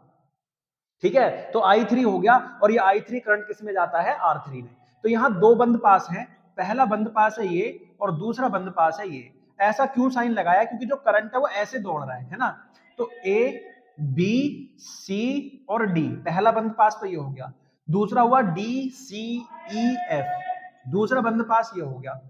तो इसने कहा है कि सर किसी भी बंद पास में धारा और उसके संगत प्रतिरोध, अच्छा पहला बंद पास ले लो, है ना, अभी और समझ में आएगा। बंद पास हम लोग फर्स्ट ले लेते हैं। धारा और उसके साथ प्रतिरोध, धारा कौन सी है, I1, प्रतिरोध कितना है, R1। तो धारा और उसके साथ प्रतिरोध का गुणनफल, धारा के साथ प्रतिरोध का गुणनफल मल्टीप्लाई करना है। का बीजगणितीय योग, बीजगणितीय मतलब अगर धारा के साथ चल रहे हो तो प्लस, धारा के अपोजिट चल रहे हो तो माइनस।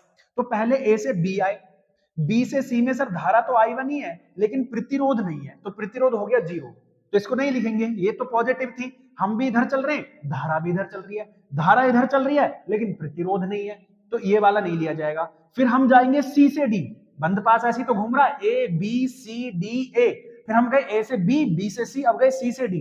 अब देखो सी से डी हम ऐसे जा रहे हैं लेकिन धारा ऐसे आ रही है, तो इसलिए हम लेंगे माइनस। और जब ऐसे जा रहे हैं तो धारा कौन सी है, I2, और प्रतिरोध कौन सा है, R2। इनका गुणनफल का बीजगणितीय योग, है ना। अब तो और कोई है नहीं, डी से ए में गए तो भी धारा तो है लेकिन क्या नहीं है बेटा, प्रतिरोध नहीं है, तो वहां भी 0। तो I1 R1 बराबर I2 R2 किसके बराबर है, सेल के विद्युत वाहक बल। अब सेल का यहाँ विद्युत वाहक बल E1 और यहाँ E2, तो ये दोनों भी माइनस में। तो इस तरह से बंद पास में किरचॉफ का नियम लगेगा। अब फिर दूसरे बंद पास में देखो, है ना, बंद पास आप ले लोगे सर जी बंद पास 2 में, तो बंद पास 2 में जब लगाओगे तो धारा के साथ भाई डी से सी, सी से ई, ई से एफ, एफ से डी, यही तो होगा बंद पास। अब डी से सी में आओ, हम ऐसे आ रहे हैं, धारा भी ऐसे आ रही है, तो धारा का मान I2, प्रतिरोध का मान R2। फिर सर सी से ई में गए, कोई धारा, कोई मतलब रेजिस्टेंस नहीं है। फिर इधर जा रहे हैं हम लोग, देखो धारा भी ऐसे जा रहे हैं, हम लोग भी ऐसे जा रहे हैं, तो आप बोलोगे सर जी प्लस में I3 इंटू R3, जो कि बराबर किसके है सर जी, सेल तो एक ही है यहाँ पर E2, ये भी पॉजिटिव है क्योंकि हम भी धारा के साथ, ये भी इधर ही जा रहा है, तो बात खत्म होगी। तो ये हो गया equation number 2, equation number first. इस तरह से काम करना है भाई साहब, दोनों लिखकर दिखाने हैं, डेफिनेशन डायग्राम बना के दिखाना है। बंद पास नियम कंप्लीट हो गया। इसे ऊर्जा संरक्षण का नियम भी कहते हैं, ये भूलना मत, ठीक है। फटाफट से बताओ समझ में आया कि नहीं, एक ही बार में, है ना, एक ही बार में धुआं उठा देंगे, ऐसी बात समझा दी मैंने आपको, बिल्कुल। बोलो समझ में आया चीजें। चलो अगर ये चीजें क्लियर होगी तो बस हम चैप्टर के एंड की तरफ ही जा रहे हैं, जिसमें हम लोग पढ़ने वाले हैं आपका Wheatstone bridge and metre सेतु। ये दो चीजें भी कंप्लीट करेंगे, Wheatstone bridge and metre सेतु कंप्लीट कर लेंगे। तो व्हीट स्टोन ब्रिज क्या होता है, फटाफट से करते हैं इसको शुरू। एक और बहुत बेहतरीन और बहुत इंपॉर्टेंट टॉपिक में लेकर आया हूं, व्हीट स्टोन सेतु, मस्ट है, इंपॉर्टेंट है, ध्यान रखना, बहुत बढ़िया चैप्टर है। व्हीट स्टोन, सॉरी चैप्टर कह रहा हूं, बहुत बढ़िया टॉपिक और कई बार बोर्ड में आया भी है। तो व्हीट स्टोन सेतु होता क्या, देखो इसको पढ़ने के लिए 4 पार्ट कर लो, बहुत बेहतरीन ट्रिक बता रहा हूं 4 पार्टों में। पहले पार्ट में हम परिभाषा करेंगे कि परिभाषा क्या होती है, दूसरी पास में हम इसका रचना पढ़ेंगे, तीसरे पार्ट में हम इसकी क्या पढ़ेंगे बेटा, हम इसकी पढ़ेंगे कार्यविधि, ठीक है, और एक और चीज रह गया सिद्धांत। ये 4 चीज हम लोगों को कवर करनी है। तो पहले परिभाषा की बात कर लेते हैं। तो व्हीट स्टोन सेतु एक ऐसी युक्ति है ना, एक ऐसी युक्ति है जिसके द्वारा, है ना, जिसके द्वारा अज्ञात प्रतिरोध को, ठीक है, जिसके द्वारा अज्ञात प्रतिरोध को, ठीक है, अज्ञात प्रतिरोध को ज्ञात किया जा सकता है, ज्ञात किया जा सकता है, ठीक है। तो ऐसे को हम क्या कहते हैं, व्हीट स्टोन सेतु कहते हैं। सिद्धांत क्या है सर जी इसका, तो ये सर जी बोलोगे किरचॉफ के, है ना, किरचॉफ के द्वितीय नियम पर कार्य करता है, ठीक है, द्वितीय नियम पर कार्य करता है, ठीक है। ऐसे कर लो, मार्कर थोड़ा सा एंड हो गया। तो द्वितीय नियम पर आधारित होता है। तीसरी बात है इसकी रचना, बना कैसे होता है, तो समझो, देखो हमने सबसे पहले, अब समझते रहना, लिखूंगा नहीं रचना को, आप समझो यहां पर। तो सबसे पहले एक समचतुर्भुज ले लेते हैं, ठीक है, ए बी सी और डी। अब इन पर हम लोग प्रतिरोध लगा देते हैं प्रत्येक भुजा पर, ठीक है जी, प्रत्येक भुजा पर एक प्रतिरोध लगा देंगे, ठीक है, प्रतिरोध लगा दिया इसकी प्रत्येक भुजा पर। ये P Q R S ऐसे लिखेंगे कि सबसे पहले एक समचतुर्भुज लेते हैं A B C D, इसकी प्रत्येक भुजा से प्रतिरोध जोड़ा जाता है, A B से P Q, A B से P, B C से Q, C D से S और D A से R। अब इसका एक विकर्ण होता है सर जी A और C। अब विकर्ण AC को एक सेल और एक की से हम लोग जोड़ देते हैं, और दूसरा विकर्ण है सर जी BD, इसको हम एक धारामापी और एक दूसरे स्विच K2 से हम लोग इसको जोड़ देते हैं, ठीक है। इस प्रकार हमारा क्या बनकर तैयार हो जाता है, व्हीट स्टोन ब्रिज। अब बात आती है, हाँ एक और चीज लिख लो कि इस पर हम लोग लगा देते हैं शंट। शंट क्या है सर? शंट एक प्रतिरोध ही है ना, एक प्रतिरोध है जो तार का टुकड़ा होता है, वैसे ही है ना, तार का एक टुकड़ा है जो प्रतिरोध का कार्य करता है, जो समांतर क्रम में जोड़ा जाता है, समांतर क्रम में, है ना, जोड़ा जाता है। अब ये क्या काम करता है कि सर जब समांतर क्रम में जुड़ा होता है तो ये प्रतिरोध के मान को और घटा देता है, धारामापी के प्रतिरोध को और घटा देगा ताकि धारामापी और अच्छे से काम करे। अब बात आती है कार्यविधि की। तो कार्यविधि में बस कुछ भी नहीं करना भाई साहब, हम लोग क्या करेंगे सर जी, स्विच को ऑन करेंगे। स्विच को जैसे ही ऑन करते हैं तो सर यहां से करंट पास होगा। अब ये जो करंट आई था, जैसे ही पॉइंट ए पर पहुंचेगा तो ये करंट दो पार्टों में डिवाइड हो जाएगा। एक सर जी I1 जो पार्ट है वो आपका ए से बी और बी से सी में जाएगा, और जो I2 पार्ट है वो आपका ए से डी और डी से सी में जाएगा। इस तरह से एक करंट आपका यहां भी जाएगा IG, लेकिन इसका कोई फायदा नहीं होगा, मैं बता दूंगा क्यों। ठीक है, तो इस तरह से आप बोलोगे सर यहां पर करंट पास हो रहे हैं। अब जैसे हम जाते हैं तो हम बंद पास लेंगे, है ना, बंद पास पहले लेंगे A B D A, खोजो कहां है A B D A, A B D A पहला बंद पास, फिर ये दूसरा बंद पास। तो पहले बंद पास में किरचॉफ का नियम लगाएंगे, हैं जी, किरचॉफ का नियम। किरचॉफ का नियम जब आप इसमें लगाओगे मेरे बच्चे तो आप बोलोगे सर I1 इंटू P, भाई I1 के साथ P, A से B गए पहले, फिर B से कहां जाएंगे D, बी से डी में गए तो यहां जो करंट है वो IG है, लेकिन प्रतिरोध जो है इसका कितना है, 0। धारा मापी का जो प्रतिरोध है बहुत ज्यादा कम हो जाएगा, इसलिए 0 लेना है। फिर सर डी से गए ए में, तो डी से जब ए में जा रहे हो तो देखो हम जा रहे हैं ऊपर, करंट आ रहा है नीचे, तो माइनस का I2 इंटू आर, और बराबर बताओ क्या इसमें कोई सेल जुड़ रहा है? आप बोलोगे नहीं सर, तो विद्युत वाहक बल 0, तो I1P माइनस I2R बराबर में 0। तो ये हो गया सर I1P बराबर I2R, इक्वेशन नंबर फर्स्ट। फिर इसी प्रकार आप बोलोगे सर जी, इसी प्रकार हम लोग लगाएंगे बी सी डी बी में, है ना, ये भी तो बंद पास है, बी से सी, सी से डी, डी से बी, है ना, इसमें हम लोग लगाएंगे। तो बी से सी जब जा रहे हैं तो I1 इंटू क्यू, फिर सी से डी जा रहे हैं, हम ऐसे जा रहे हैं, धारा ऐसे जा रही है, तो माइनस का I2 इंटू एस, ठीक है। और जब ऊपर की तरफ जा रहे हैं तो सर जी माइनस का ही लेंगे, यहां भी IG इंटू 0, लेकिन यहां भी कोई सेल नहीं है, तो इसमें सिंपल सिंपल हो गया I1Q माइनस I2S बराबर 0, तो I1Q बराबर में हो गया I2S। तो ये आपका क्या हो गया, जल्दी बताओ, ये आपकी इक्वेशन नंबर 2 हो गई।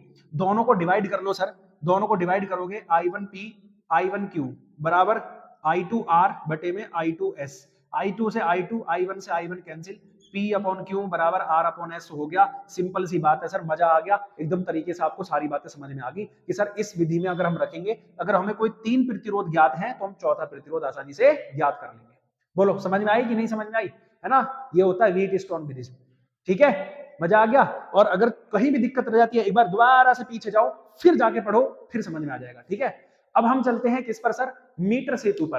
किस पर चलते हैं, मीटर सेतु की तरफ चलते हैं। मीटर सेतु क्या है, तो वैसे मैं आपको बता दूं, जैसे देखो पहले मोबाइल फोन चले हमारे पास में, वो खिप्टा वाले, है ना, ए बी ऐसे लिखना पड़ता था। फिर इनको जब हमने मॉडिफाई करते चले गए तो आज हमारे पास में ऐसे ऐसे मोबाइल आ गए, AI जनरेटेड, भाई सब गजब गजब की चीजें उसमें आ रही है। तो आप सोचो कि जब ये लगातार मोबाइल जो है, या हर चीज जो है क्या हो रही है, डेवलप हो रही है, तो इसमें भी कुछ ना कुछ कमियां थी। किसमें, व्हीट स्टोन ब्रिज में। ये बैलेंस करना बहुत ही मुश्किल होता था, है ना। अब बैलेंस करना बहुत ज्यादा मुश्किल था, तो हमने क्या बनाया, एक अदर डिवाइस बनाया जिसका नाम रखा गया मीटर सेतु। तो हम ये कह सकते हैं कि सर मीटर सेतु जो है व्हीट स्टोन ब्रिज का एक मॉडिफाइड वर्जन है ना। और उसमें ये बैलेंसिंग वैलेंसिंग का क्या है, झंझट ही खत्म हो जाता है। बैलेंसिंग वैलेंसिंग करने की कोई दिक्कत ही नहीं रहती है, सब खत्म हो जाता है।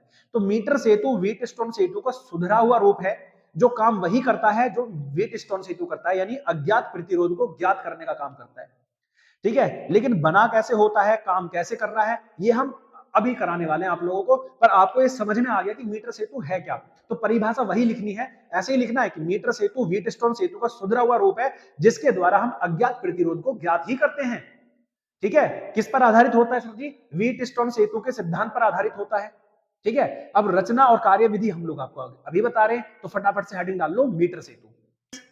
अभी बता रहे थे मीटर सेतु क्या है, व्हीट स्टोन सेतु का सुधरा हुआ रूप है। तो ये सब मैं चीजें नहीं लिख रहा हूं, ठीक है। अब सीधे सीधा आ जाओ इसकी रचना पर, है ना, काम कैसे करता है ये देख लेते हैं, और बना कैसे होता है। तो भाई साहब इसमें क्या होता है सर, 1 मीटर लंबा एक वायर होता है AB, है ना, और ये वायर कैसा, एक समान एरिया वाला, जिसका क्षेत्रफल एक समान हो। अब इसके पॉइंट A को एक हम ज्ञात प्रतिरोध, ये ज्ञात प्रतिरोध है, R से जोड़ देते हैं, और इसके पॉइंट B को हम एक अज्ञात प्रतिरोध S से जोड़ देते हैं, इसका मान हमें ज्ञात नहीं है, ठीक है, अज्ञात प्रतिरोध है ये। फिर इन दोनों को सर हम क्या करते हैं, एक प्लेट से एक धारामापी द्वारा एक जोकी से हम लोग इसको जोड़ देते हैं, ठीक है, धारामापी के द्वारा एक जोकी J से हमने इसको जोड़ दिया पॉइंट C पर। फिर हम इसके पॉइंट A को सर जी एक बैटरी के पॉजिटिव टर्मिनल से, फिर इसको हम पॉइंट B को हम लोग एक की से और बैटरी के नेगेटिव टर्मिनल से जोड़ देते हैं। अब जैसे हम लोग करंट पास करेंगे, ठीक है, ये बनकर तैयार हो गया भाई साहब, ये इसकी रचना है, सीधे सीधे ऐसे लिखना है कि इसमें हम सबसे क्या क्या करते हैं, हम सबसे पहले 1 मीटर लंबा एक तार लेते हैं, जिसमें हम क्या लगा देंगे, मीटर स्केल नीचे लगा देंगे, ठीक है, मीटर स्केल 1 मीटर लंबी, 1 मीटर लंबी वही जिसमें 100 सेंटीमीटर होते हैं, ठीक है, तो 1 मीटर लंबी हम इसमें स्केल लगा देते हैं, ठीक है। आप बोलोगे सर जी इसका जो है पॉइंट ए एक ज्ञात रेजिस्टेंस R से जोड़ दिया जाता है और पॉइंट बी एक अज्ञात प्रतिरोध S से जोड़ दिया जाता है, फिर इन दोनों के एक एक सिरे को धारामापी और जोकी J से कनेक्ट कर देते हैं। उसके बाद हम लोग क्या करते हैं, पॉइंट ए को, जो इस तार का पॉइंट ए है, उसको बैटरी के पॉजिटिव टर्मिनल से और पॉइंट बी को हम एक की और बैटरी के नेगेटिव टर्मिनल से जोड़ देते हैं। अब कहानी शुरू होती है, अब यहां के बाद से कार्यविधि शुरू होगी भाई साहब इसकी, ठीक है, कार्यविधि। तो कार्यविधि में हम लोग क्या समझने वाले हैं बेटा, हम लोग जैसे स्विच को ऑन करेंगे, है ना, स्विच को जैसे ऑन करते हैं यहां से करंट पास होता है, करंट जैसे ही पास होगा तो सर धारामापी में डिफ्लेक्शन आएगा। अब आपको क्या काम करना है, सबसे पहले करंट का प्रवाहित करने से पहले ज्ञात प्रतिरोध में, यहां से शुरू करना है कि ज्ञात प्रतिरोध में से, है ना, ज्ञात प्रतिरोध में से एक प्रतिरोध हम निकाल लेते हैं, एक प्रतिरोध हम लोग बाहर निकाल लेते हैं, एक प्रतिरोध बाहर निकाल लिया, फिर स्विच को ऑन करते हैं और जैसे ही स्विच को ऑन करते हैं तो सर धारा प्रवाहित होती है। धारा प्रवाहित होने से चूंकि हमने यहां से एक प्रतिरोध पहले ही निकाल लिया तो ये पूरा का पूरा सिस्टम इम्बैलेंस हो गया, संतुलित नहीं है, ठीक है। तो जैसे हमने प्रतिरोध निकाला, स्विच को ऑन किया, तो क्या हो गया सर, ये परिपथ असंतुलित है, जिससे इसमें क्या होता है सर जी, धारा प्रवाहित करने पर इस धारामापी में विक्षेप आता है। धारामापी में जैसे विक्षेप आएगा तो आप क्या करोगे, इस जोकी को इधर उधर इस पर खिसकाओगे और जोकी को जब इस पर खिसकाओगे तो सर एक समय ऐसा आएगा, पॉइंट सी मान लो, ये पॉइंट सी पर आकर रुक जाएगा जिसमें धारामापी में कोई विक्षेप नहीं होगा। बस इतना ही आपको करना है कि इस पॉइंट को आपको मेजर कर लेंगे कि माना पहले सिरे से ये पॉइंट जो है L दूरी पर है और यहां से कितना है 100 माइनस L की दूरी पर है, यहां से कितनी दूरी पर है L और यहां से कितनी दूरी पर है 100 माइनस L की दूरी पर है, और ये जो है ये किसका काम करते हैं, ये सब प्रतिरोध का काम करेंगे।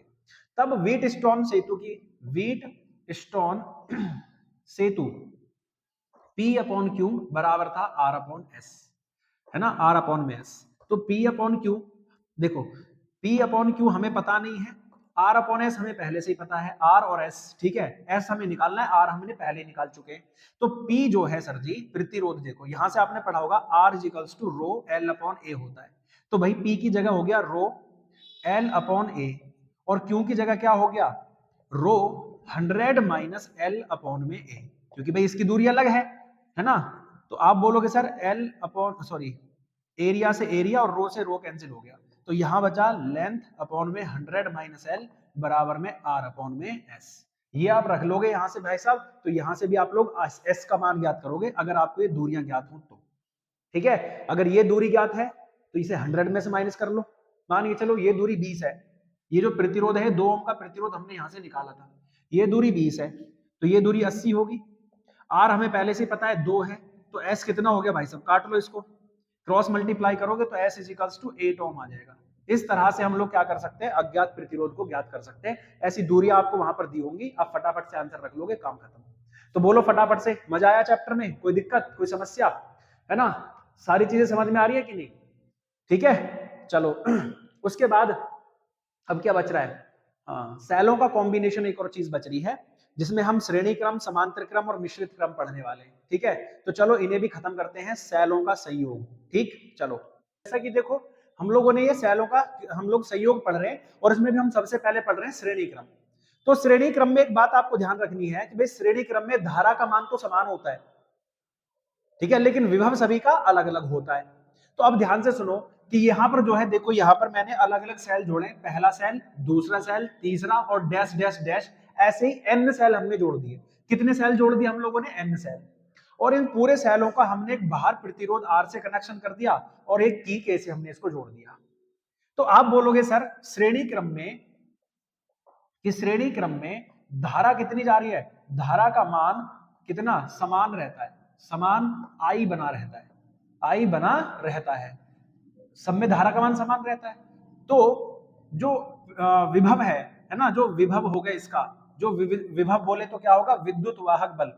तो विद्युत वाहक बल कितना होगा सर जी, विद्युत वाहक बल जो है वो क्या हो जाएगा, E प्लस ई प्लस ई, कहां तक, n पदों तक जुड़ेगा, तो कुल विद्युत वाहक बल आ गया Ne, है ना, टोटल जोड़ दिया। फिर श्रेणी क्रम में जो प्रतिरोध है, प्रतिरोध कितने हो जाते हैं भाई, R is equals to R1 plus R2 plus R3, ऐसे जुड़ते हैं। हम आंतरिक प्रतिरोध की बात कर रहे हैं तो R इन लिख लो, R plus R dash dash कहां तक, n पदों तक, तो ये भी R जो इंटरनल है वो कितना हो गया, NR। फिर एक बाहरी प्रतिरोध भी था, तो कुल प्रतिरोध कितना हो गया, तो आप बोलोगे सर कुल प्रतिरोध हो गया भाई साहब आपका कितना, NR और प्लस में R। तो धारा कितनी जा रही है, तो धारा I बराबर हो गई भाई, क्या होता है, विभव कुल विभव बटे कुल प्रतिरोध, कुल प्रतिरोध कहां से, ओम के नियम से, V बराबर IR, तो I बराबर V अपॉन I। तो भैया ये हो गया NE अपॉन में NR प्लस में R, इतना आपको करना है बस। अब इसमें दो चीजें आपको समझनी है कि अगर मान लो NR है ना, आंतरिक प्रतिरोध बहुत ज्यादा कम है किससे, R से, तो NR 0 हो गया, तो इस कंडीशन में I बराबर NE अपॉन में R, यानी इस समय जो मिलने वाली धारा है वो एक सेल का N गुना है। यानी मैं आपको बताऊं तो ये बात आपको समझने की है कि सर हमें श्रेणी क्रम में तभी जोड़ना है जब बाहरी प्रतिरोध आंतरिक प्रतिरोध के मुकाबले बहुत ज्यादा बड़ा हो। अगर ऐसा नहीं होगा तो मान लो NR बड़ा है, ठीक है, R से, तो R 0 हो गया, तो इस केस में जो धारा मिलेगी वो हमें, ठीक है, इस केस में जो धारा मिलेगी वो केवल एक सेल की धारा के बराबर ही होगी, उससे कोई फायदा होगा नहीं। तो अगर हम इसे क्या जोड़ते हैं, ऐसे जोड़ते हैं कि सर इसमें जो है बाहरी प्रतिरोध बड़ा है आंतरिक प्रतिरोध से, तो ही फायदा है, तब जो धारा मिलेगी वो n सेल के गुणनफल के बराबर होगी। लेकिन अगर आप ऐसा कर लो कि बाहरी प्रतिरोध छोटा है और आंतरिक प्रतिरोध बड़ा है, तब इसका श्रेणी क्रम में लगाने कोई फायदा नहीं है, ठीक है, यही इंपॉर्टेंट चीज है और यही आपसे पूछी जाती है, तो आप ऐसे कर लेंगे। अब समांतर क्रम हो जाता है, ठीक है, तो बस दो ही क्रम कराएंगे, मिश्रित क्रम बहुत कम पूछा गया है, तो समांतर क्रम भी कर ले रहे हैं इसको, ठीक है, क्या होता है इसमें। ओके डियर स्टूडेंट्स, जैसा कि हम वो बात कर रहे हैं समांतर क्रम में, तो भाई समांतर क्रम में हमने इनको सेलों को जोड़ लिया, ठीक है, और बाहर हमने एक भारी रेजिस्टेंस R जोड़ दिया और की K जोड़ दिया। तो आप जोड़ रहे हो कि सर जिस तरह से हम लोगों ने समांतर क्रम में जोड़ा है तो ये n ही हमने सेल लिए हैं, कितने सेल लिए, नीचे n सेल लिए, है ना, n मान लेना कि सेल कितने हैं, n, ऐसे हमने जोड़े। तो आपको पता है कि सर समांतर क्रम में, है ना, समांतर क्रम में विभव समान होता है, विभव समान होता है, लेकिन धारा सभी की अलग अलग होती है। तो अगर विभव समान है तो भाई साहब जो कुल विभव हो जाएगा, है ना, कुल विद्युत वाहक बल जो होगा, कुल विद्युत वाहक बल वो भाई साहब कितना होगा, E, ना कि Ne। यहाँ पर विभव समान है सभी का तो सबको एक ही मानेंगे और वो कितना होगा, E। तो आंतरिक प्रतिरोध जो है वो कितना होगा सर जी, 1/R1 plus 1/R2 plus 1/R3 और डैश डैश n टर्म तक।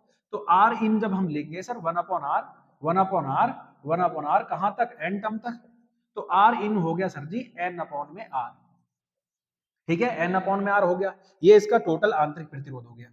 अब एक बाह्य प्रतिरोध है, तो कुल प्रतिरोध कितना हुआ, तो आप बोलोगे कुल प्रतिरोध हो जाएगा n अपॉन में R और प्लस में कैपिटल R, इसका एलसीएम लोगे तो ये हो जाएगा n प्लस में NR अपॉन में,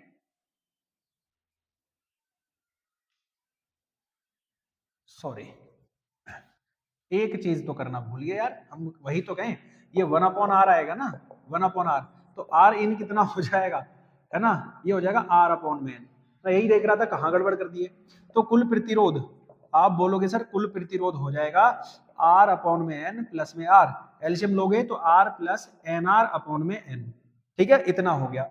अब हमें पता है कि धारा जो है कितना होता है सर, कुल विभव अपॉन में कुल धारा, ठीक है, कुल प्रतिरोध। अब यहां पर रख दो, तो I बराबर कुल धारा कितनी है भाई साहब, कुल विभव कितना है E, और कुल प्रतिरोध कितना है R प्लस NR अपॉन में N, ये ऊपर गया तो NE अपॉन में R प्लस NR।